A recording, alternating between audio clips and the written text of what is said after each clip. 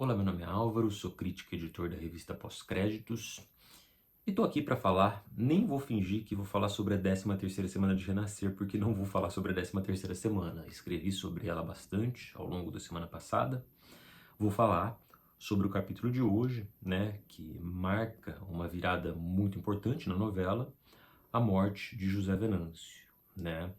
É um evento que já acontecia na novela original e que tinha um impacto dramático bastante grande e que volta agora retrabalhado com novas nuances, com novas cenas e cenas acho que muito importantes que inclusive corrigem acho que uma série de questões da novela original, tá?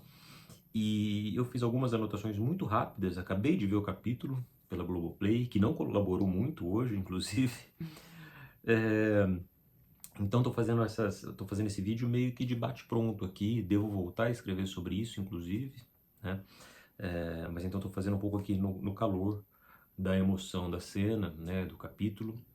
E então, eu acho que a primeira coisa a se pontuar é uma diferença de tom entre a cena atual e a cena original, né? A cena original, primeiro que ela acontecia não na partida de José Venâncio, mas no retorno de José Venâncio à fazenda. E aí tinha essa diferença, né? Na original, José Venâncio decidia viver na fazenda, decidia que ia para lá com Buba e estava contando isso a João Pedro no caminho, ali no carro, né? Quando eles são alvejados ali pela tocaia de Teodoro. E nessa é o contrário, né? Nessa Venâncio ganha esse tempo para se despedir, de certa forma, dos pais e do irmão, do pai e dos irmãos, desculpa. E, e aí ele tá partindo com João Pedro, tá voltando, indo para o aeroporto. E ali ele fala que aquele lugar não é para ele, né? Que talvez tenha sido um erro pensar que ele pudesse viver ali, né? Enfim, que talvez ele não devesse ser um inocêncio. E aí surge a bala, né? E originalmente era uma cena muito calcada na estilização e num certo, uma certa preocupação muito mais com uma expressividade formal, estilística da montagem, das tonalidades em cena, dos brilhos e nessa, né, acho que em consonância com o projeto, com o conceito dessa nova versão, ela vem mais carregada na emoção. Não que o original não tivesse emoção, tá? Mas, por exemplo, uma vez que José Venâncio levava o tiro, ele já aparecia morto ali, numa montagem bem radical, inclusive, né? A gente não via esse suspiro que ele deu nessa última, que ele olha e fala, acho que fui atingido, né? Nada disso. E João Pedro pegava o corpo, tirava do carro e deixava sob uma construção, uma espécie de moagem que tinha um motor e depois jorrava água em cima desse corpo e criava toda uma atmosfera etérea na cena. Então era uma cena muito mais interessada nesse tipo de detalhe estilístico, acho que até mais do que na dramatização, no drama em si, né? E era uma cena que tinha uma questão com o som muito forte. Aliás, o som que tá atrapalhando, né? Uma moto passando. Enfim, hoje tô gravando não tão mais cedo, mas. é, Então acho que tem essa diferença de tom entre as cenas, né? Tem uma. É curioso isso, essa nova versão ela remodela uma série de coisas, mas ao mesmo tempo ela faz pequenas homenagens, pequenas intrusões cênicas, né? Por exemplo, na original tinha um arame farpado, uma cerca de arame farpado que atravessava esse quadro de João Pedro e Venâncio. E era um elemento muito forte, né? Porque trazia essa coisa pontiaguda, essa coisa simbolicamente incômoda para a cena. Nessa, esse arame farpado não aparece nesse momento, mas Egídio testa a arma contra a cerca de arame farpado que estoura, né? E aí descobrimos que Egídio é bom de pontaria, algo que não sabíamos, acho eu, que até então, né? Então esse elemento volta à cena de uma outra forma, né? É, E então essa morte, e aí acho que tem uma mistura, né? Por um lado é uma cena com uma montagem muito forte, né? Inclusive intercalando e pulverizando o protagonismo, né? João Pedro e Venâncio, José Inocêncio e Inácia, né? Inácia tem um pressentimento, José Inocêncio também, e é uma boa inclusão, trazer José Inocêncio à cena, né? Afinal, esse pai é o pai de todas as tocaias, né?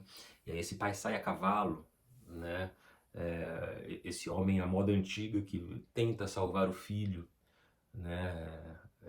Morto por uma bala e por um pneu furado, de certa forma, porque essa bala o atinge por conta do pneu que fura. A bala era para João Pedro a princípio, né? Então esse pai sai a cavalo e não chega a tempo, né? Mas é uma boa inclusão na cena.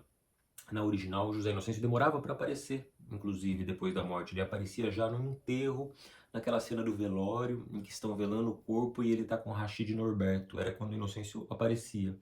E aí, nesse sentido, eu acho que a cena inédita e a grande cena do capítulo é a cena em que José Inocêncio briga com o diabo, né? E ele verbaliza uma coisa que é dada, acho que já desde antes, de que essa proteção só se dá a ele e não àqueles a quem ele ama. E aí tem alguns planos muito interessantes, né? Eu vi que muita gente apontou na internet um plano em que ele tá com a garrafa na mão e a santa tá atrás, mas tem um plano que eu acho mais interessante, que sai, o foco tá nele com a garrafa na mão, e aí tem um hack focus, uma mudança de foco do rosto de Inocêncio para o rosto da santa atrás, e ela tá bem na nuca dele. E é como se essa santa, de certa forma, cobrasse, né? Tá vendo? Ó em quem você foi confiar, né? Ao invés de confiar na santa materna, nessa santa de Maria Santa, que protege e conduz os filhos, né? Então, essa coisa é Deus e o diabo, né? E aí Deus está colocado aqui na imagem da santa, traz uma competição e uma tensão entre pai e mãe, né? O diabo atrelado a essa figura paterna, né? Essa conquista de José Inocêncio, né? Ele conquista esse diabo de certa forma, e a santa herança e memória simbólica dessa esposa, né, de Maria Santa. O diabo aparece, acho que pela primeira vez de maneira muito gráfica, né? É curioso porque em alguns capítulos já mais atrás eu tive a impressão de ver de relance e me lembrava muito o diabo da primeira versão, um objeto meio de palha, é, é, com uma outra textura, não tão acabado como esse. Talvez até fosse, né? Talvez a novela tenha feito essa homenagem agora em que o capiroto aparece de fato, né? Tem esse outro acabamento bastante interessante, bastante assustador. Fico pensando, né? É uma novela muito espiritual e talvez o flerte com o horror não seja uma má ideia, pensando em audiência, né? O horror é um gênero pouco visto na telenovela. Quando ele aparece diluído na comédia, como em novelas como Vamp, né? É, então talvez seja uma questão a se pensar, né, para essa novela. Acho que isso tá dado nesse capítulo de hoje, né? A figura desse diabinho é mais assustadora e gera mais inquietação do que o diabinho original, tá? É, e aí, nesse sentido, eu vou fazer uma ponte, depois eu volto, né? Tem uma angulação de câmera, né? Enfim, essa cena do Marcos Palmeira com o Diabo, acho que talvez tenha sido até agora a grande cena dele na novela. Ele teve boas cenas, né? Sobretudo com Mariana e João Pedro. Mas acho que essa cena talvez seja o grande teste para esse outro José Inocêncio, no sentido de que o diferencia completamente do Fagundes, né? Fagundes aparecia já resignado com essa morte, e esse não, a gente apanha esse José Inocêncio nesse momento de sofrimento pleno, né? E o Marcos Palmeira, ele traz para esse homem, e acho que se aproveita inclusive do figurino, ele usa muito essas golas cavadas, ele traz uma coisa muito de pescoço e mandíbula para esse coronel, né? Sobretudo nesses momentos de erupção. É, e é uma grande cena, acho que foi uma das cenas mais emocionantes da novela. Eu vou falar sobre outra, mas aí eu tô fazendo digressões aqui, indo para um lado para o outro, mas prometo que vai ter algum sentido no final. Falando do diabinho, no final do capítulo tem um plano em que eles colocam a câmera ali na ponta da rede. José Inocêncio está deitado na rede, Mariana está ao lado, numa posição que remete muito à posição que a Adriana Esteves fazia reiteradamente, era uma marcação reiterada da Adriana Esteves na novela original, só que na poltrona. E nessa, é raro ver Mariana assim, ajoelhada perto de Inocêncio, né, como ela aparece aqui. E aí tem uma coisa formal muito interessante, porque a câmera pega os fios da rede, né, aquela trama da ponta da rede, e aquilo recorta o rosto de Inocêncio de uma maneira triangular e remete o chifre, né, o chifre do diabo, esse chifre que é muito marcado nesse diabinho que vimos. Então achei uma composição muito curiosa, muito interessante, essa da rede. Que mais temos para dizer? Além dessa, acho que tem um dos momentos que mais me emocionou no capítulo, certamente foi, claro, essa cena de José Inocêncio sozinho, mas tem uma outra cena mais adiante que é essa na cozinha, em que ele está sentado nessa cozinha praticamente completamente apagada, né? Ele é um vulto, tem outras pessoas ali com ele, mas as pessoas se retiram porque o pastor Lívio começa o sermão, a reza, né? E Maria Santa vem chamar, Maria Santa não, Mariana, desculpa, vem chamá-lo, né? E ele continua ali. E a câmera faz um traveling em direção ao rosto, se eu não me engano, é o terceiro traveling no capítulo em direção ao rosto de Inocêncio, né? O primeiro foi ali logo no começo da tocaia, né? Quando ele percebe, ele tem essa sensibilidade antes de sair a cavalo, né? E aí nessa cena à mesa, esse homem é um vulto, né? Sozinho, sentado nessa cozinha escura. Padre Lívio faz o sermão ao fundo, ouvimos esse sermão e ele fala sobre a vida, sobre a fragilidade da vida e sobre o valor da vida. E ao mesmo tempo que a gente tem esse Inocêncio como esse vulto opaco, o que é contraditório, porque a sombra, ela, ao mesmo tempo que ela forma um buraco imagético, ela muitas vezes traz uma concretude, né? Então a gente tem esse Inocêncio silhueta, e ao lado tem uma xícara de café que fica o tempo todo soltando um vapor. E aí achei muito bonita essa construção simbólica, né? Esse homem imortal que renasce, o sermão sobre a vida ao fundo, na voz do pastor, e esse café que vai fazendo fumaça, vai esfumaçando um pouquinho, sendo como se algo se esvaísse, como quase uma coisa etérea, uma alma, né? Essa coisa como a vida é fumaça, de certa forma, né? Então, até é uma cena que me emociona de lembrar dela, né? Então, alguns elementos são muito fortes cenicamente nessas pequenas coisas, nessas pequenas construções. Eu gosto muito de observar esse tipo de coisa. O café esfumaçando contra esse Inocêncio silhueta, sombreado e surumbático, né? Falei da montagem, falei... tudo indica que amanhã... Bom, tudo indica não, né? Já vimos que amanhã teremos José Venâncio com Maria Santa, uma cena inédita também, né? Na época, quando eu fiz a pesquisa, eu voltei a muitos jornais da época e eu me lembro de uma notícia que falava que o taumaturgo voltaria como José Venâncio como fantasma. Isso nunca aconteceu, né? A Maria Santa volta várias vezes, a Patrícia França, mas o taumaturgo não voltava, até porque o que foi amplamente noticiado da época é que essa morte tinha a ver, inclusive, com um incômodo com a interpretação dele. E aí faço essa ponte, né? Acho que o Rodrigo Simas faz essa interpretação que não redime Venâncio de todas as suas questões, todos os seus problemas, acho que eu já discuti isso aqui, tem sido muito falado, né? Mas traz um Venâncio mais concreto, mais possível de ter empatia, né? De ter identificação com algumas questões, né? Empatia não é a mesma coisa que simpatia, embora também seja possível em alguns momentos ter simpatia por esse Venâncio, ainda que se reconheça as suas falhas de caráter, enfim.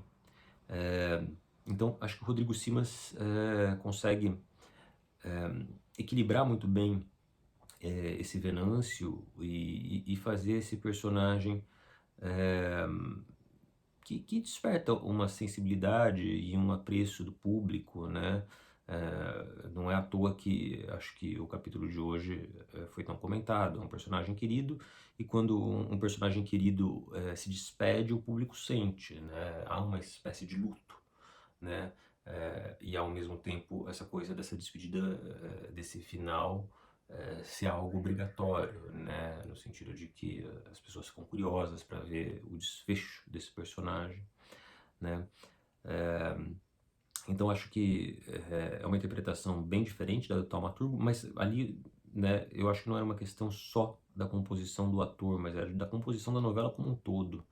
Já falei sobre isso. Acho que o Taumaturgo muitas vezes me parecia estender muito mais a Eliana da Patrícia Pilar do que a Buba da Maria Mendonça Filho. Aliás, parecia um dominó.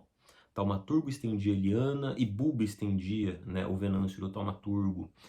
Parecia que um reverberava no outro. E aqui não, acho que aqui tem contrastes mais interessantes, né, entre essas personagens todas.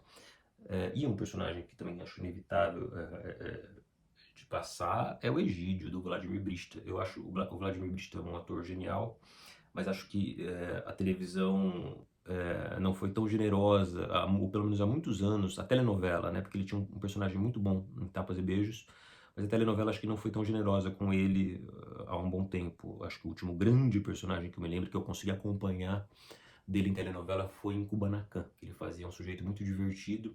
Ele teve um vilão em Um Lugar ao Sol não, desculpa, Segundo Sol, mas que era um vilão que era um pouco menor. Ele acabava sobreposto pela personagem da Adriana Esteves e da Débora Seco, que eram as vilãs da novela.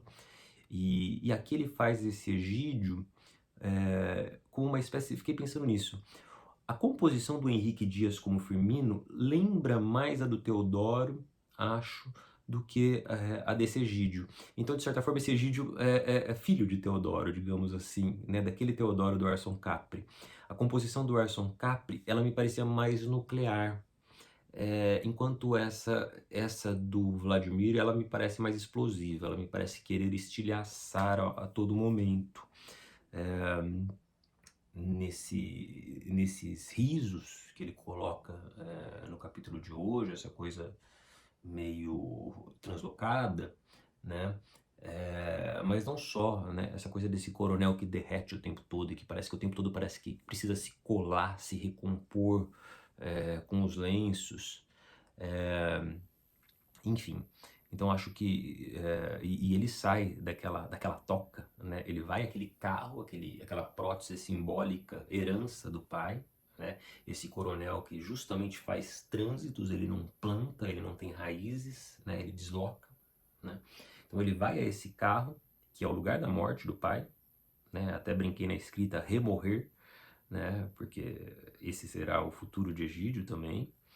É, e dali ele tira a arma, né? Ele abre o porta-malas, tira a arma e, e sai. E tem aquele traveling out acompanhando a saída dele. Ele sai quase como um personagem, não sei se tarantinesco, acho que não tanto, mas parece um personagem, um gangster de Scorsese, assim, né? Mas colocado nesse outro ambiente. Mas acho que tem toda uma referência cinematográfica, uma espécie de imaginário em torno dessa composição, dessa saída, né? E elogiar muito a escolha da locação. Acho que essa escolha da locação, incrível essa locação, incrível o uso do drone, né? Saindo, acho que a tecnologia tem que servir a isso, não a exibicionismos, né? Mas esse drone que escapa da caminhonete e vai até o local em que Egídio está, né? E aí ele aponta aquele cano daquela arma é, de frente para a lente da câmera, né? E aquilo cria um buraco no quadro, né?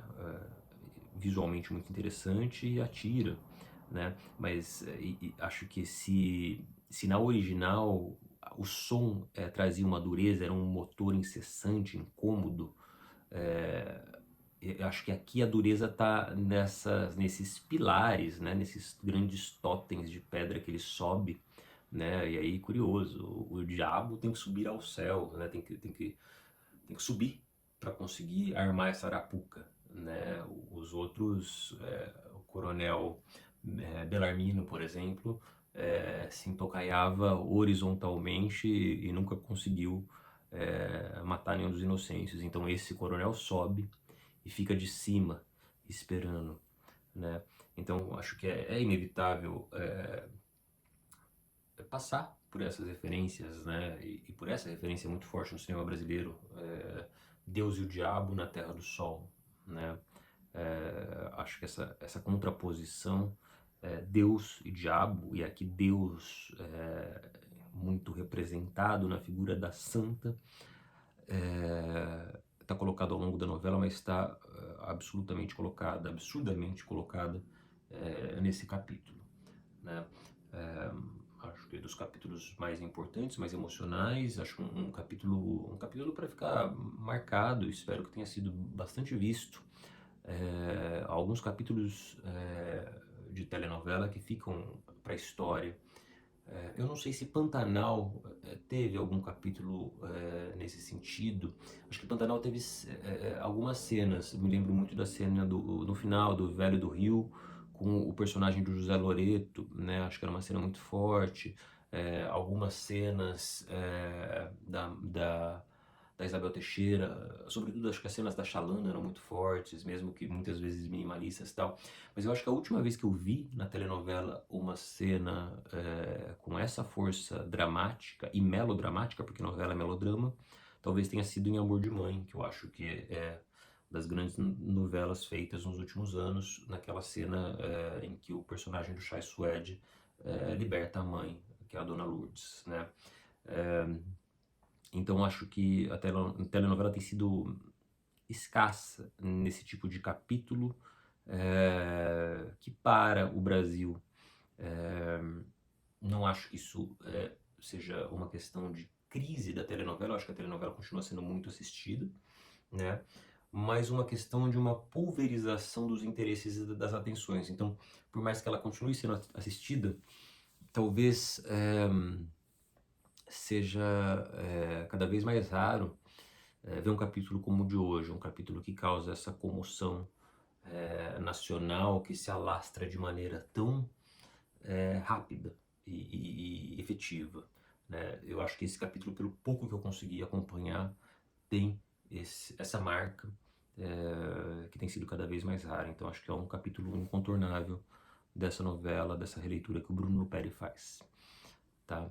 E é isso, falei bastante, chega, e devo voltar a escrever sobre isso, porque acho que é um capítulo que demanda esse debruçar. Até mais.